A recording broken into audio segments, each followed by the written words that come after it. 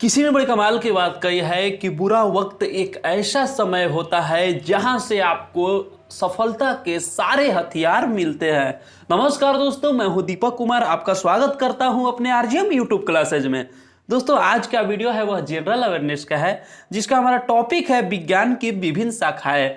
दोस्तों, यह एक काफी महत्वपूर्ण टॉपिक है और आपके आने वाले सभी प्रतियोगी परीक्षाओं के लिए काफी महत्वपूर्ण है।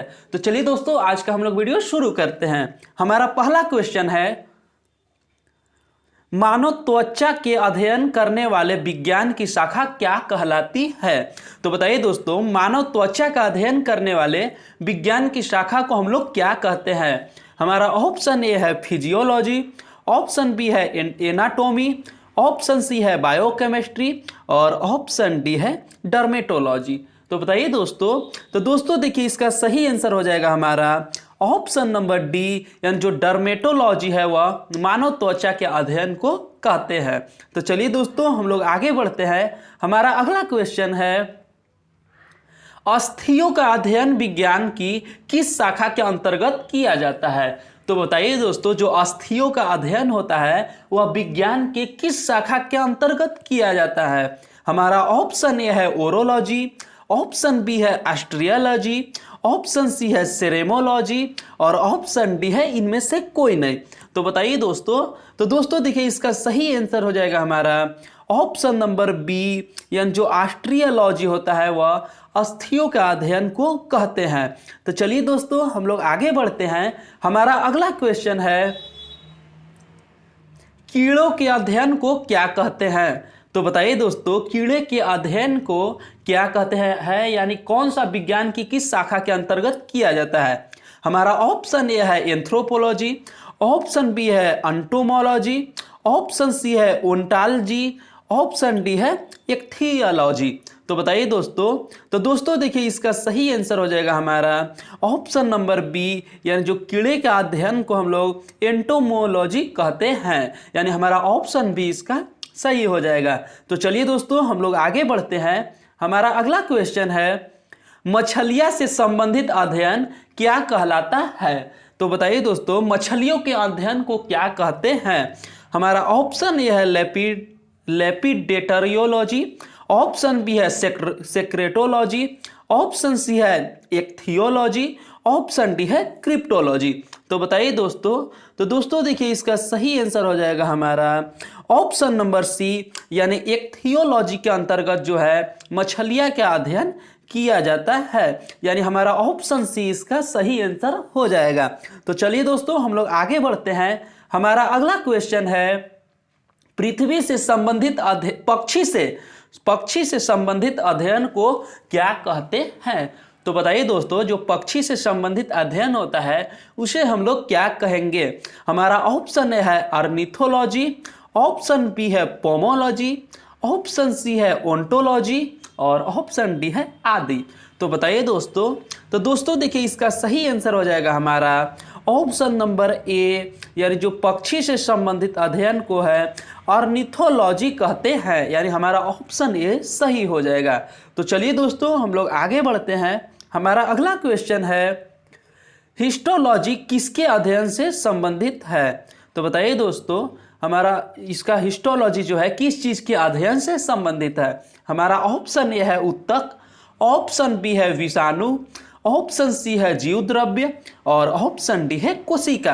तो बताइए दोस्तों, तो दोस्तों देखिए, इसका सही आंसर हो जाएगा हमारा ऑप्शन नंबर ए, यानी जो हिस्टोलॉजी है वह उत्तक के अध्ययन से संबंधित है। तो चलिए दोस्तों, हम लोग आगे बढ़ते हैं। हमारा अगला क्वेश्चन है, घाव का अध्ययन क्या कहलाता है? तो बताइए दोस्तों, जो हमारे बहुत सारे घाव होते हैं, जो हम लोग को तो सिंपल सा घाव होता है, लेकिन उसी टाइप से घाव का अध्ययन को क्या कहलाता है? हमारा ऑप्शन ए है कलोलॉजी, ऑप्शन बी है ऑन्कोलॉजी, ऑप्शन सी है ट्रोमेटोलॉजी और ऑप्शन डी है डर्मेटोलॉजी। तो बताइए दोस्तों, तो दोस्तों देखिए, इसका सही आंसर हो जाएगा हमारा ऑप्शन नंबर सी, यानी जो ट्रोमेटोलॉजी होता है उसे ही हम लोग घाव का अध्ययन कहते हैं। तो चलिए दोस्तों, हम लोग आगे बढ़ते हैं। हमारा अगला क्वेश्चन है, कैंसर संबंधी रोगों का अध्ययन क्या कहलाता है? तो बताइए दोस्तों, कैंसर संबंधी रोगों का अध्ययन को क्या कहते हैं? हमारा ऑप्शन ए है न्यूरोलॉजी, ऑप्शन बी है ऑर्गेनोलॉजी, ऑप्शन सी है ऑन्कोलॉजी और ऑप्शन डी है सीरोलॉजी।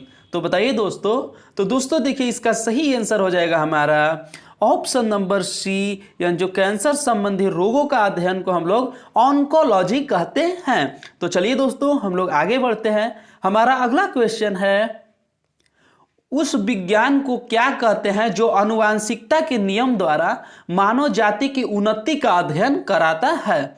तो बताइए दोस्तों, उस विज्ञान को क्या कहेंगे जो आनुवांशिकता के नियम द्वारा मानव जाति की उन्नति का अध्ययन कराता है?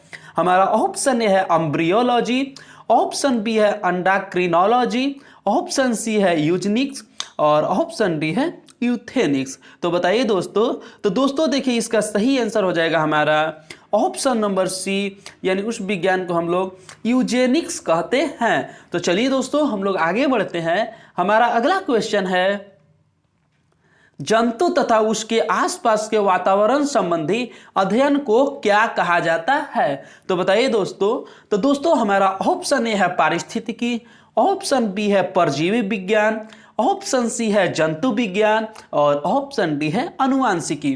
तो बताइए दोस्तों, तो दोस्तों देखिए इसका सही आंसर हो जाएगा हमारा ऑप्शन नंबर ए, यानी जंतु तथा उसके आसपास के वातावरण संबंधी अध्ययन को जो है पारिस्थितिकी के अंतर्गत किया जाता है। तो चलिए दोस्तों हम लोग आगे बढ़ते हैं। हमारा अगला क्वेश्चन है, मांसपेशियों के अध्ययन को क्या कहते हैं? तो बताइए दोस्तों, जो मांसपेशियां होता है उसका अध्ययन को क्या कहते हैं? हमारा ऑप्शन ए है माइकोलॉजी, ऑप्शन बी है मायोलॉजी, ऑप्शन सी है मस्टोलॉजी और ऑप्शन डी है न्यूरोलॉजी। तो बताइए दोस्तों, तो दोस्तों देखिए इसका सही आंसर हो जाएगा हमारा ऑप्शन नंबर बी, यानी मायोलॉजी जो है मांसपेशियों के अध्ययन को मायोलॉजी कहते हैं। तो चलिए दोस्तों हम लोग आगे बढ़ते हैं। हमारा अगला क्वेश्चन है, जनसंख्या का अध्ययन क्या कहलाता है? तो बताइए दोस्तों, जो जनसंख्या का अध्ययन किया जाता है उसे हम लोग क्या कहेंगे, यानी क्या कहलाता है? हमारा ऑप्शन ए है जीवाश्म विज्ञान, ऑप्शन बी है कार्टोग्राफी, ऑप्शन सी है बायोग्राफी और ऑप्शन डी है डेमोग्राफी। तो दोस्तों देखिए इसका सही आंसर हो जाएगा हमारा ऑप्शन नंबर जो डी है, यानी जनसंख्या के अध्ययन को हम लोग डेमोग्राफी कहते हैं। तो चलिए दोस्तों हम लोग आगे बढ़ते हैं। हमारा अगला क्वेश्चन है, मधुमक्खियां का पालन क्या कहलाता है? तो बताइए दोस्तों, जो मधुमक्खियों का पालन को हम लोग क्या कहते हैं? हमारा ऑप्शन ए है एपीकल्चर, ऑप्शन बी है सेरीकल्चर, ऑप्शन सी है हार्टिकल्चर और ऑप्शन डी है पीसी कल्चर। तो बताइए दोस्तों, तो दोस्तों देखिए इसका सही आंसर हो जाएगा हमारा ऑप्शन नंबर ए, यानी मधुमक्खिया के अध्ययन को, मधुमक्खिया को पालन को जो है हम लोग एपीकल्चर कहते हैं, यानी हमारा ऑप्शन ए सही हो जाएगा। तो चलिए दोस्तों हम लोग आगे बढ़ते हैं। हमारा अगला क्वेश्चन है, रेशम का पालन क्या कहलाता है? तो बताइए दोस्तों, जो रेशम होता है उसका पालन क्या कहलाता है? यानी रेशम कीटों को पालकर रेशम की प्राप्ति कराना ही हमारा रेशम पालन कहलाता है। तो उसके अध्ययन को क्या कहा जाता है? मतलब नहीं, सॉरी दोस्तों, रेशम के पालन करना को क्या कहा जाता है? हमारा ऑप्शन ए है एपीकल्चर, ऑप्शन बी है सेरीकल्चर, ऑप्शन सी है पीसीकल्चर और ऑप्शन डी है हार्टिकल्चर। तो बताइए दोस्तों, तो दोस्तों देखिए इसका सही आंसर हो जाएगा हमारा ऑप्शन नंबर बी, यानी रेशम के पालन को जो है सेरीकल्चर कहा जाता है। तो चलिए दोस्तों हम लोग आगे बढ़ते हैं। हमारा अगला क्वेश्चन है, विज्ञान की शाखा न्यूरोलॉजी से कौन सा अंग का अध्ययन किया जाता है?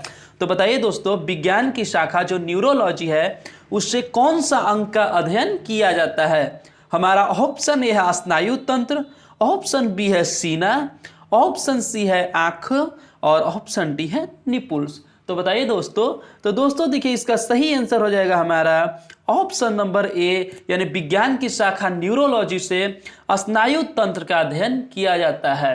तो चलिए दोस्तों आज के लिए बस इतना ही। मिलते हैं आपसे अगले वीडियो में। दोस्तों यदि आपको हमारी वीडियो अच्छी लगी होगी तो लाइक कीजिए, शेयर कीजिए, और यदि हमारे चैनल पर नए हैं तो सब्सक्राइब कर इस भाई को सपोर्ट कीजिए। तो चलिए दोस्तों, मिलते हैं आपसे अगले वीडियो में। तब तक के लिए जय हिंद, जय भारत, वंदे मातरम।